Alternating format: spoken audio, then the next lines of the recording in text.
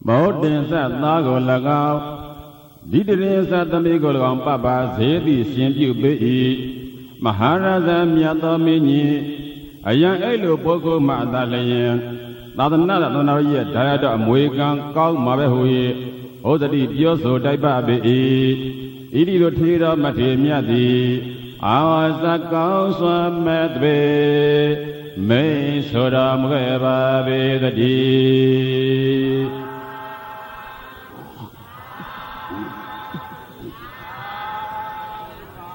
ai đó khoan năng à, xem mà cái gì bảo đảm đấy là mà thi gì cả, mấy này giờ cả đặt xe khó đầu dẹp ya, bạn đặt xe ya đó, giờ cả đó mấy nhỉ, coi là đam mê của mình, ta đã bảo mà sinh hoạt trên này tốt đến mấy số yên,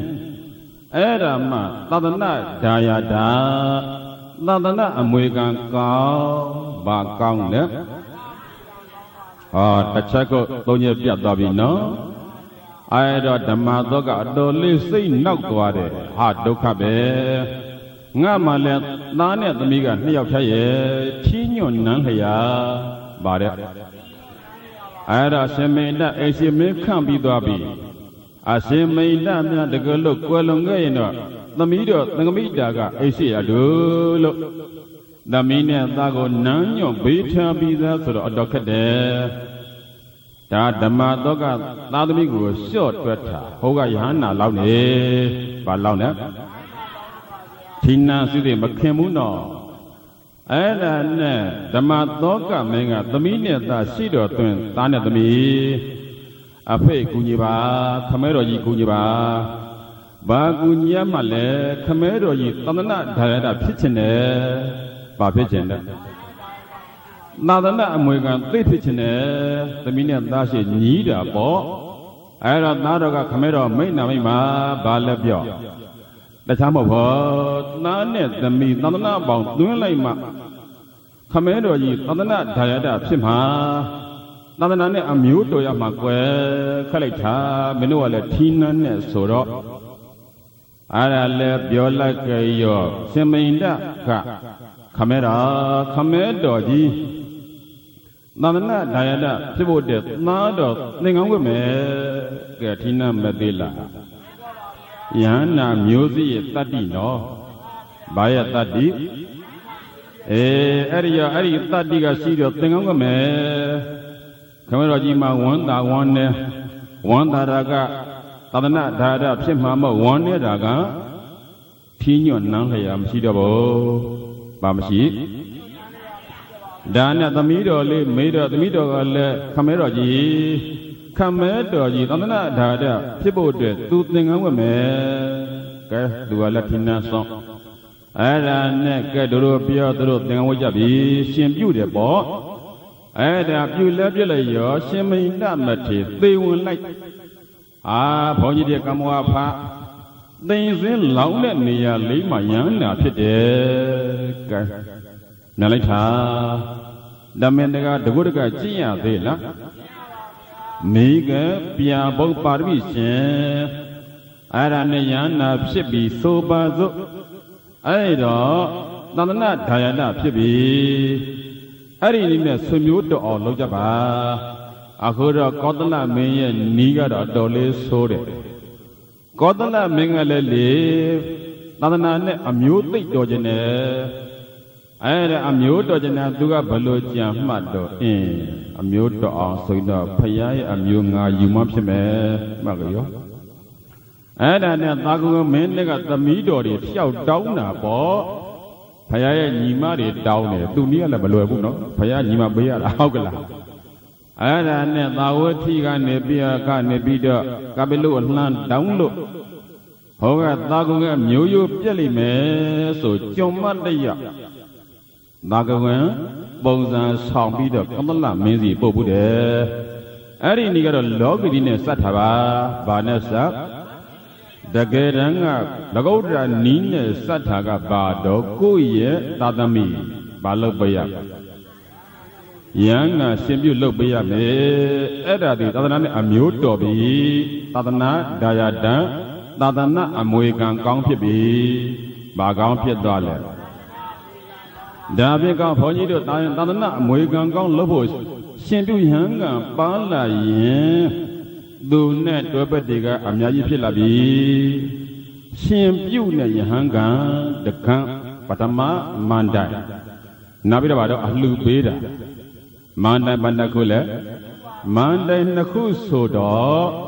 ပထမမန္တိုင်ရှင်ပြုယဟန်ကပါရင်တော့နောက်ကဘာပါတော့အလှပေးတာပါတယ်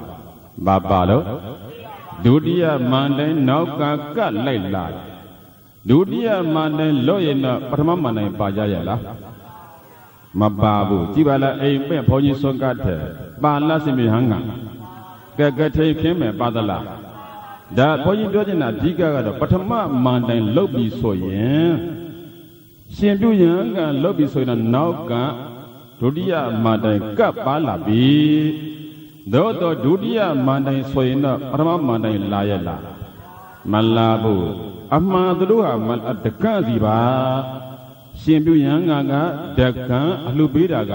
တကန့်အဲ့ဒါဘုန်းကြီးလေးသတ်ဟောလိုက်မယ်အရင်ဆုံးဘုန်းကြီးတို့ပထမမန္တိုင်ကိုရုပ်လုံးဖော်မယ်ဆိုတော့ပထမမန္တိုင်ဆိုတော့ရှင်ပြုယဟန်ကပါကလေးကိုစင်လောင်းလှဲ့တာလဲပါလာတယ်ပါလာတယ်ညနေရတာဘုန်းကြီးလေးကကြားသေးနတ်ပြလေတက်လိုက်ပြီးတယ်ဟုတ်ကလားအဲ့တော့ရှင်ပြုယဟန်ကရဲ့နတ်ပြတာရဲ့မန္တဆောက်ထားရဲ့ဆိုင်နေဘုံနေထဲ့တာရဲ့ဒါ၄ချက်ဘုန်းကြီးကြံရလိမ့်မယ်ဒါပြင်ကောင်းပြီအဲ့ဒီ၄ချက်မလိုက်ခင်အရင်ဆုံးစီးကြဆုံးရှင်ပြုကိုဘုန်းကြီးလေးစဖော်ထုတ်အဲ့ဒါကမြတ်စွာဘုရားတော်ထွက်သွားပြီတိစ္ဆရမင်းသားဒုက္ခရစရိယာ6နှစ်ကျင်းယဟန်ဘုရားလည်းဖြစ်ရောရာဇယောဝါဆို9နှစ်ကြာသွား9နှစ်လည်းပြည့်ကြရောကပ္ပလူကိုပြန်လာပြီပြန်လာတဲ့ခါရောက်တော့မဲတော်ရတော်ရကသားလေးရဟုလားအသက်ဘယ်လောက်ရှိလို့9နှစ်ဘယ်လောက်ရှိအဲ့တော့သားလေးကိုသင်တယ်အဲ့တော့ပုံနာတွေကလည်းဟောထားတဲ့ပေါ့ရဟုလားသည်စက်ကြမင်းဖြစ်နေမယ်ဆိုတော့စက်ကြမင်းလောင်းဆိုတော့ခမဲတော်ဘာကြီးတော်ဖြစ်တဲ့သောရဏမင်းကြီးကရဟုလားကိုထီးနှံ့အပ်လိုက်ပြီဘာရင်ဝင်ပတ်အုပ်ချုပ်ရေးပေါ်အေရှိဆံမကနောရဟုလားသည်လက်ရှိအေရှိမင်းသားမကြာခင်စက်ကြမင်းဖြစ်လိုက်အဲ့တော့မေတော်ကဘာပြောလဲဆိုတော့ချစ်တာမင်းကစက်ကြမင်းလားသို့တော်စက်ကြမင်းလောင်းဆိုတယ်လေစီးပွားကြီးကချို့တဲ့တယ်မင်းအဖေတောထွက်တုံးကရှူအိုးကြီးလေးလောရှူအိုးကြီးအခုဟောက်နန်းတော်မှာလူကြားထဲမှာသင်္ကန်းကြီးယုံပြီးတော့ကဒုံကြီးနဲ့တရားဟောနေတာမင်းရဲ့ခမဲတော်ပဲအဲ့ဒါသားတော်သွားပြီးတော့သူ့စီကအဲ့ဒီရှူအိုးလေးလုံးရအောင်ယူဓမ္မစက်ကြမဲ့စီးစိမ်နဲ့လိုက်မယ်အဲ့တော့ရဟုလာကလေးကလည်းတူတိတွတာလေး9နှစ်သားလေးဆိုတော့စကားကသိတတ်အဲ့ဒါနဲ့ဘုရားစီသွားသားဖသူစကားပြောတာမကြောက်ဘူးဘုရားနာရောက်တော့ရဟုလာဘာစလုံးမှတော့ဘုရားသင်္ကန်းလေးကတ်ကြည့်တယ်ခမဲတော်ကြီးသင်္ကန်းကောင်းသားပဲသားတော်များသင်္ကန်းဝလေးကသိကောင်းမလားပဲဟောကြည်နော်ကလေးကသင်္ကန်းစစကားပြောတာအဲ့ဒါလဲပါရမီကစကားပြောနေတာဘာကပြောအဲ့လိုပြောတော့လေကလေးဆိုတော့စိတ်ကမမှန်ဘူးအတော်ကြတော့စိတ်ပြောင်းသွားတယ်အမေမှားတာသွားတရိယာဒါခမဲတော်ကြီးမဟုတ်ဘူးသင်္ကန်းမဟုတ်ဘူးသားတော်ကစက်ကြံဖြစ်မယ်ဆိုပဲစက်ကြံမင်းဆိုတော့စီးပွားကချို့တဲ့တော့ခမဲတော်ကြီးတောထွက်တော့ကရှူအိုးကြီးလေးလုံးအဲ့ဒါပေးပါဗာပေးပါတဲ့ဘုရားကဘာပြောဘူးနောက်တော့တရားဟောပြီးထပြန်သွားတော့သားတော်ရဟုလားသင်္ကန်းစွန်းဆွဲလိုက်ပြီသင်္ကန်းစွန်းဆွဲလေလိုက်တော့နေကအစိဘက်ကထိုးနေတဲ့သားလေးကအနောက်ဘက်ကသင်္ကန်းရိတ်ကလေးခေါ်လဲဟာခမဲတော်ကြီးသင်္ကန်းသိကြည့်တာပါလား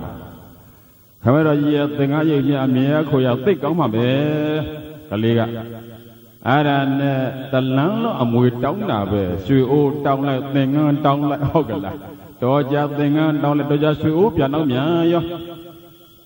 ဘေးကလည်းဘုရားခေါ်တာဆိုတော့လည်းဘယ်သူမှမတားရဘူးတားရလားအဲ့ဒီနေရာသူတော်ကောင်းတို့ဉာဏ်ရှိရင်သိပြီနော်ရှေးကြသောစံတော်ဝင်ရှင်ပြုအလှကြီးရဲ့တိမ်မြုပ်နေတဲ့လျှို့ဝှက်နဲ့ဆိုင်တဲ့အင်အားကြီးတွေအဲ့ဒီမှာရှိတယ်ဘုန်းကြီးတကွက်မြုပ်ခက်မယ်ကိုယ့်ဘာကိုစဉ်းစားထားအဲ့ဒါနဲ့ရာဟုလာလေးနဲ့မြတ်စွာဘုရားကြောင်းရောက်တဲ့ခါရောက်တော့ခမဲတော့ဘုရားတပည့်တော်သင်္ကန်းဝတ်ချင်တယ်။အော်နေဦးတော့မဟုတ်ဘူးရှိဦးရင်ရစัจ जा မင်းဖြစ်ပြီးတော့နောက်မှသင်္ကန်းဝတ်မယ်နှစ်ခုလုံးတောင်းအဲ့တော့ဘုရားစဉ်းစားတဲ့ရာဟုလာဟာသူမိတာယသိဘဝကလေးကဒါခို့ဒိဋ္ဌနာမင်းသားဘဝအထိကဘာပေါင်းများစွာဘဝပေါင်းများစွာသာတော်ခဲ့ဘူးတယ်ဘာတော်ခဲ့ဘူးတော့အဲ့လိုသာသမီဖြစ်နေတော်ခဲ့တော်လဲဟိုဘွားတွေလုံးကတိုက်တာအင်ကြီးတွေဆောက်ဦးတွေပေးပြီးသားပစ္စည်းအမွေဘာအမွေလဲအဲ့ဒီပစ္စည်းအမွေတွေပေးကြတော့ကောင်းတို့ဖြည်စမ်းမှဘလောက်ပဲအမွေတွေပေးပြီးရာဟုလာလေအပယ်ငိမ့်ရဲ့လားအပယ်မငိမ့်တော့မြတ်စွာဘုရားကြိုင်ဒီဘွားတော့နောက်ဆုံးဘဝသူ့ရဲ့အရိယာမညာရစ်မိလားလို့ကြည့်လိုက်တော့လည်းပဲအသက်က9နှစ်အသက်20ပြည့်မှရန်လာဖြစ်လိမ့်မယ်ဆိုတော့သင်္ကန်းဝိပိလည်းစောနေမှာဟုတ်ကလား73နှစ်စောက်ရအောင်မယ်သူညာရင့်မဲ့အချိန်ဆိုတော့တို့တော်လည်းဘုရားသနာတာကတကယ်လို့များလူပြီးဆက်ထားလိုက်ရင်လဲမေတ္တာစัจ जा မင်းကအရင်ဖြစ်နေမှာဘာရင်ဖြစ်စัจ जा မင်းကမြတ်အရင်ဖြစ်သွားရင်သဒ္ဒနာပေါင်းဝင်အောင်မလားကဲအဲ့တော့ဘုရားလည်းဆက်ချင်းဆုံးဖြတ်ချက်ချဘာပြောလဲဆိုတော့သာရိပုတ္တငါအရှင်သာရိပုတ္တရာအယံကုမတော်ဤရာဟုလာအမျိုးသားကလေးသည်မငါဘုရားအမွေကိုဒါယတအမွေကိုရာသတိတောင်းခံပြီးတော့နေ၏ဒီနအဲ့နာကြောင့်မလို့လကုတ္တရာဓာရိသပတိလာဘာယလကုတ္တအမွေကိုရသေးခြင်းငါတွန်သင်္တိုင်ဗုဒ္ဓမထေမြတ်သည်ရာဟုလကုမရာဟုလတငယ်ကလေးကိုမပ္ပဇေတိရှင်ပြုပေးလိုက်ပြီးတော့ဣရိသောဘဂဝါဘုံသော6ပါးသခင်ဘုရားရှင်သည်အာသကရုဏာရှိသဝံပညာအားဖြင့်မိတ်ကြတော်မူခဲ့ပါပေသတည်း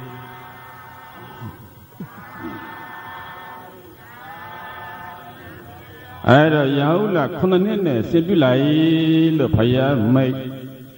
မရလည်းမိတ်လည်းရောသာရိပုတ္တရာမထေမြတ်ကရောက်လာပြီးတော့မလုပ်လေဆိုတော့ဥပ္ပဇေဆရာဘာဆရာတဲ့အာရှင်မောဂလကြီးကဓာကြီးယူလာတယ်မကနောသာရိပုတ္တရာကဥပ္ပဇေအာရှင်မောဂလကဆံချပေးသူဘာလဲပေးသူလဲဆံချပေးတဲ့တဏ္ဍကုံသင်ပြီးတယ်ပေါ့အရှင်မကတ္တဗမထေကြီးကဩဝါဒဆရာကြည်နော်ဆရာကဒိတ်ကြီးတယ်ပဲဆရာပါလေဒိတ်ကြီးတယ်ဆရာဖြစ်သွားပြီအဲ့ဒီနေရာဖော်ကြီးတို့ဖော်ကျင်နာကံသံတော်ဝင်ရှင်ပြုဖြစ်ချင်ရင်အချက်လက်5ချက်လိုက်နိုင်ရမယ်ဘယ်နှချက်နံပါတ်1ကခေါင်းရိပ်တဲ့အဆင့်ဘာအဆင့်အဲ့ဒီခေါင်းရိပ်တဲ့အဆင့်ရဲ့သူ့ရင်ကြတာပြောအောင်မယ်အခဏကရာဟုလာလေးလေသင်္ကန်းဝတ်သွားကြရောသောရဏမင်းကြီးရင်ကွဲနဲ့ကြမတခံစားရရှာပြီ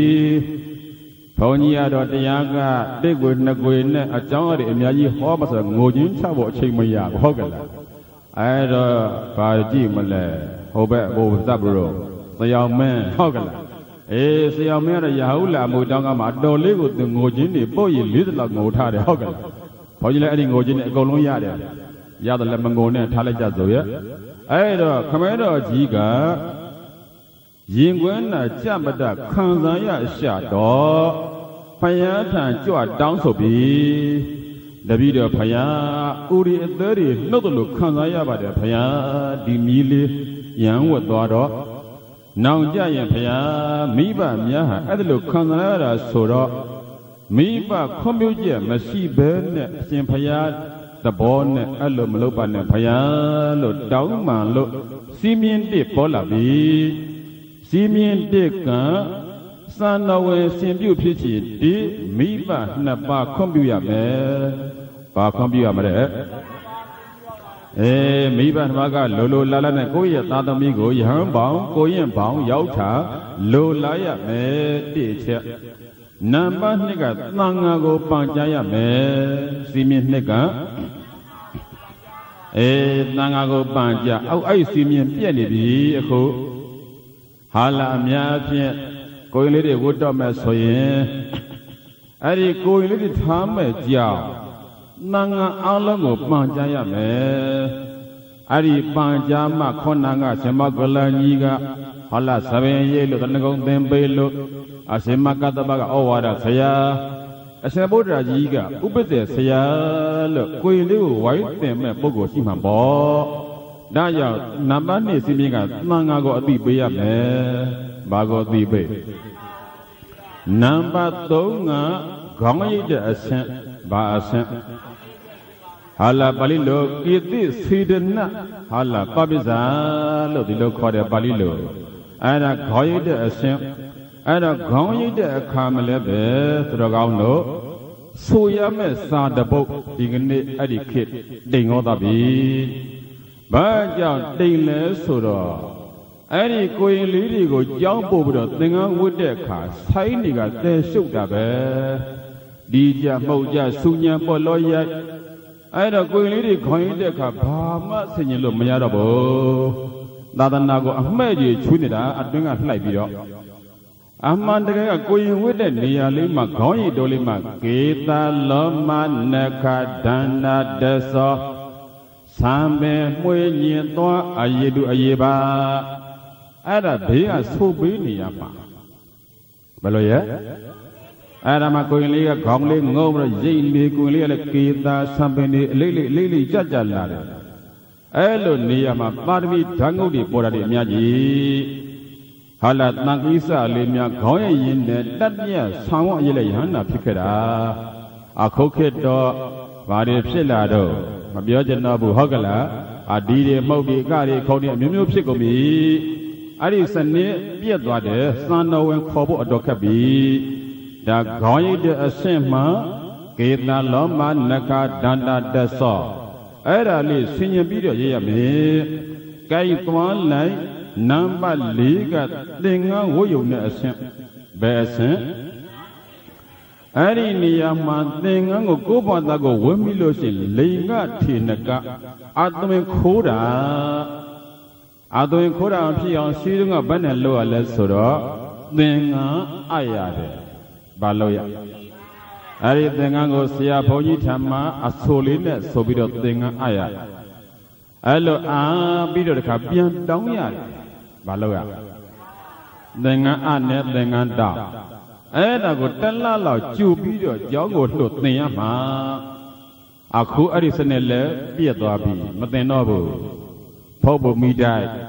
Balado, Sainwangada, Maya, losing a line yard, Hogala. Ada Lanyara going lady, Jabu, let's say Mayadabu. Ada Namari Ada thing, Mayado. Ada Psalanga Pony, Lyso, a Sampia, let Nashi Hogala. The video let Mashida thing, Sampia, you are Paya, Alayo. Biba Paya, Waba Paya, Bo. Allo Popo Mida. The look said that. I don't number seeming a thing I would assume a thing I think and down. Dali a former Pibade. Does I need the chair, my life? Pony Johnny of Yoruba, Poyima Palido Taka, Diga Aso. Samena, Dija Side, Pony Madan and Tabiza, that late. Nambanga Tranago assent by a singer. Ari Tranago, my Yodo, Sinya, and Abia me.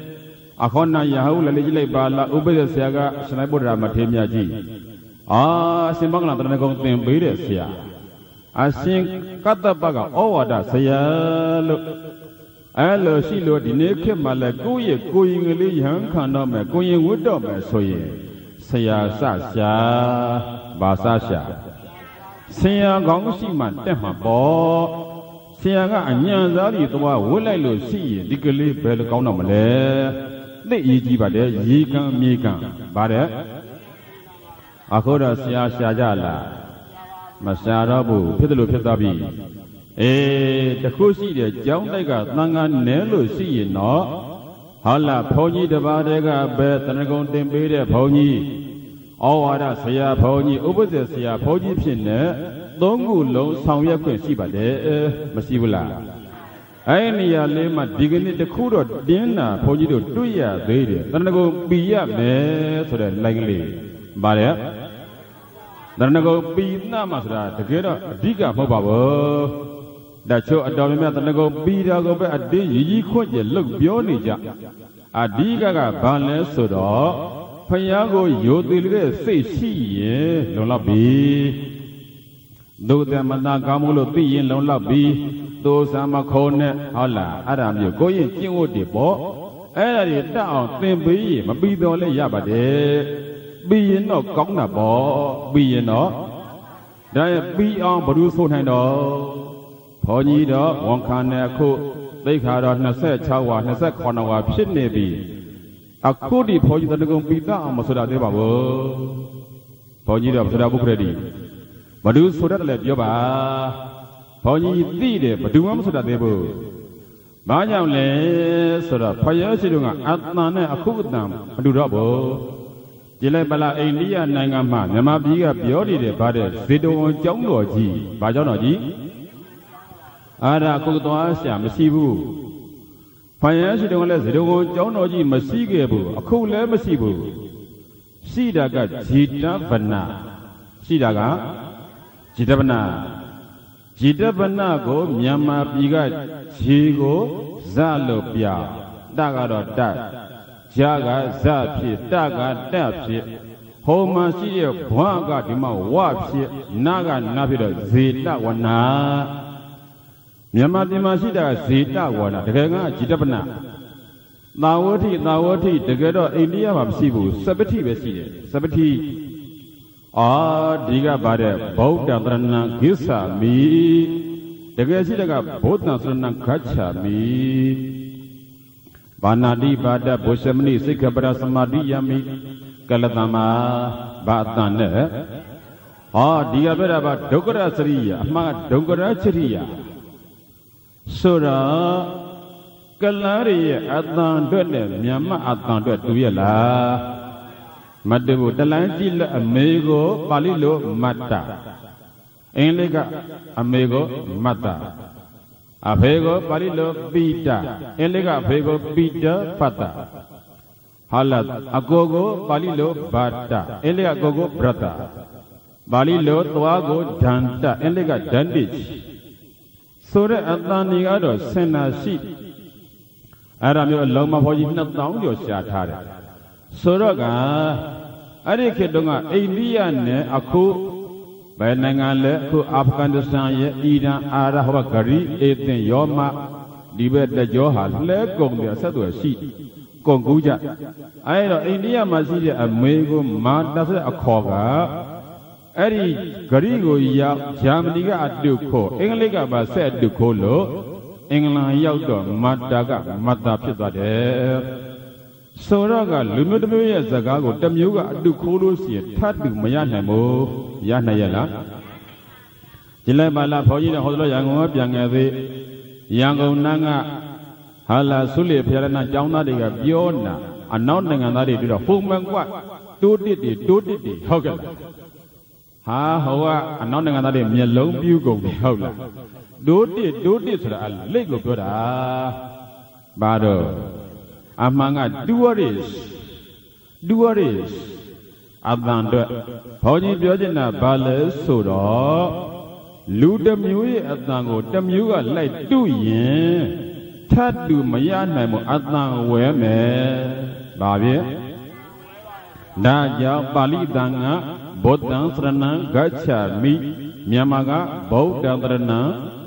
ဂစ္ဆာမိလို့ပြောင်းရအဲ့လိုပြောင်းတဲ့အကြောင်းအထောက်ထားရှာတော့ပကံခေ Allah nama jide sada surapaji asin eka tama tiga ni bro nada niti jan sura yiga ari janji de ma India masih de adnango Myanmar adnang pale bawni tu wokan yiga de ho masih de wago Myanmar biga wa lo pinlai bade amma lo jena wa lo pyafa ba surapaji yiga da ja ate asit manga ga ba do Jita Vana Dia Vido Zeta Wana Pitabi Daya Tajana Tanako Bibo Malababo Adnan Wero Pima Po Bapi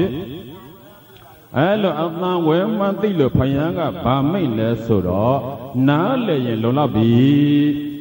Daya Luya Nigoba Nene Kamaleha Chana Tempe Bana Tempe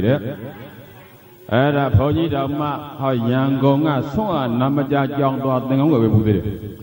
Whether Ponya Nali Adrosia Dinya Dia Soa Namaja de Bolotenado, then needy po. Ponya Boaklipia, Lenachia South the Lulet Dade.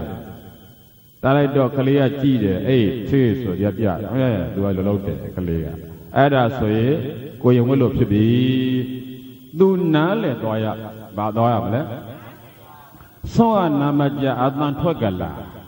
Tranago Biela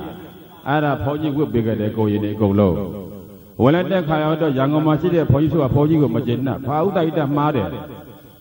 A same Paya, Tranago we would have Soa Namajade. Willow Yamla Sura Ponia Umadi Diga Jani Topia de Ari Janga, then a Poji alone Nere Jan Paya Hall. Ari Diga Hodimaji. Nyasa Pega, Demiya, Luya Yagoda, Alo Ten, Lokana Sibade, Ada Poji Nayado, Ta. Aido, Ponyo Piojina Dinia Matranago Bibo, Loni Yemajibu. Be no Gaune, be no Iniaga Poji the Web Yambio, Kona Poji Changa the Web. Yahula Lego Nanagani, Jogo Kore Nia Lima. Play away in Ajitaku, Chanya Days, the Harley the Chet, Yasana Dizan, Adima Bale Sudo, get out of the Biozan. Sin long letters, Bakora le. Sin long letters, Soda, go ye in a nebido, Pony Jango, go in long of Buddha, Hogala, Ada Bakorado. Amma sin long lemo, sin long Buddha. Akoda Bojana down Bobu Lepan, they look and left it what a Hogala. Bola Bida, Twitwet, Nebu Hogala. Ada Mobu do a Baloro. Le Oma do a Hogala. Ada Cocket do Bade. Saint Long Le G Yaula. Seja Mila, Lessie AC Mena. AC Mena is Salon Lever, Blausiga, Madam Payana Yaula, Nyauke Bade, Hogala. Badala, ke Pianila Canari, Ozi Dobadi Badila, Nidam Osai Tower Dela. Maweba, none of man needed wooden Payaga, the place where Cotwada. Salon Levy, Daliga, Langali, Guy Swell, Nagapa, Sound Balado, Guy Dajo, son always tribute the gay pity. Allo Loba, Sanauhera, Maternal Matern, Adi Dalibe, Jago, Jambo like dog. Daja, a mere mother bidder, son always tribute, Sanau Jinga, Hala, Ingani, Jago, Amianoya on the Polai, Ada the Amian Dongo, tribute Jimabe. Ada le Goma Ua, Bioda, Simpiaye, Chodo Doggy, Hogala, Beloye. Chau tau tau, chau cagala, chau tau tau, chau cagala. Rồi bà để lố cả dòng lễ bà để mà kiến gì nè tấm mà dòng lễ mà những gì nè ai đó lố cả dòng à chỉ yên lễ nên là lễ sử dụng một phiên tòa ông bỏ nó tấm mà dòng này là mà lối áo bao nhiêu đồ lãnh cảnh gì à ai đó ở miền giống phiên để giáo là xin lắng lễ giáo là đi sẽ trả mình lễ hậu tệ lễ gì mà ấy gì miền nào Akura bello psito, Truya Tariga Asia Mela Maho, sẽ giảm mấy ở số lẽ mình nằm bên này giờ mà sẽ mà cho ở bộ bà đi sống thả giờ bà đi sống thả thì bà đi bà sau này tôi cái gì bà đi bà lấy chả sẽ khủ đi đâu cả adu bà adu sẽ giảm mấy adu mà lâu thế mà bố san nó về nhìn biểu ra bà mà nhìn đi bây giờ lâu chỉ ăn lâu chỉ nát đấy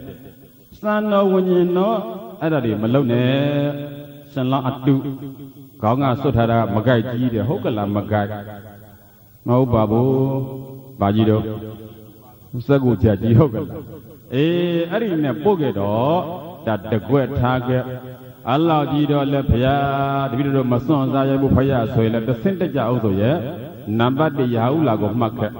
ai đó cô tao mi cái sẽ giảm mấy số mình nằm bên này sẽ giảm mấy dòng sông nằm miếu cái đó xếp xếp mà là adu xếp mà là được quẹt thà đã có phía đó phải phía đó phải bún nó là cái đó là nằm ban này cả phải gì đó mà lẽ sao mà hát tin nạp giờ gì lại